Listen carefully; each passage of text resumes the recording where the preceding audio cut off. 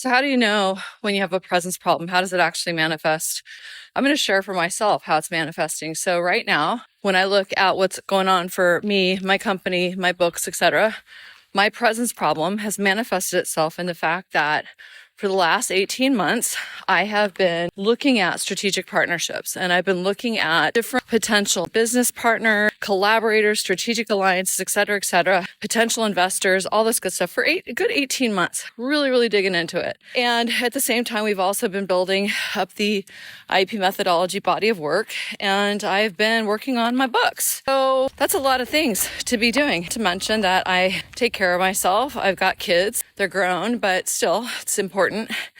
All these things. If you look at all these different things, while I can reboot and be present in the moment for each one of them, where I see my presence start to get slippery is when I override intuition. So what this will often look like is I have an intuition about something. This is not a good business partner. This is not a good strategic alliance. This is going to be the problem. I actually have a thing I call the Post-it where I can tell within the first 10 minutes of meeting with somebody, usually if there's going to be a problem, what the problem's going to be. And because I don't like the answer I get and I want something to work, I will override that knowingness in myself. And then I will waste. I don't want to say waste because everything's got learning, but I will go down a rabbit hole for a long time, potentially, to actually explore that potential opportunity, spending a lot of energy, losing sleep, thinking about it a lot.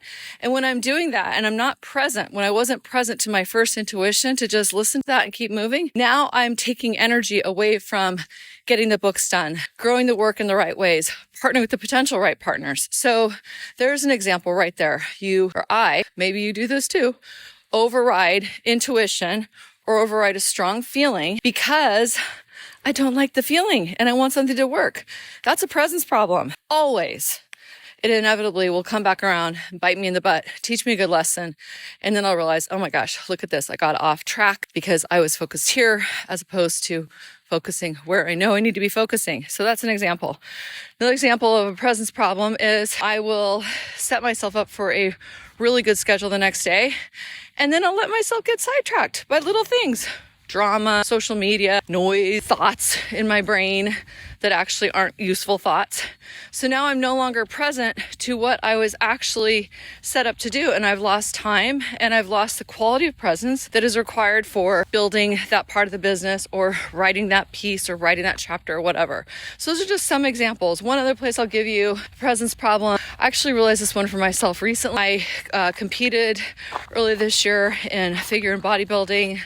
It was on a very regimented schedule, got very lean, reversed out of that. And what I realize now is now I'm on a less structured schedule because I'm no longer in season and doing all that, but I'm a less structured schedule. And what I realized is that structure and that rigor actually is a really important piece of me staying present to my body, present to my training, present to what's going on with myself. So I'm reintegrating that kind of rigor back into my life, not because I'm necessarily going to compete again right now, but because I know that that rigor supports me being really present. So what I did this morning, for example, was I went through and I went, okay, these are the things I'm up to. This is what's really important to me. So that's the first one. Get really present to that. This is what actually matters. This is what I want. What's noise?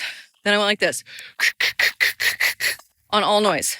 Anything that doesn't support what I'm creating, it's cut. Then I said, all right, what are the frameworks and structures I need to put in place so I can be fully present and give each of these areas that are important to me my full presence, my energy, my intentionality, so that they're the best they can be. And so that the people that I'm doing them with know that they matter. So I created structures. So now I have an updated schedule. And guess what? It includes my training. It includes food prep on Sundays because I know this is a really important thing for me.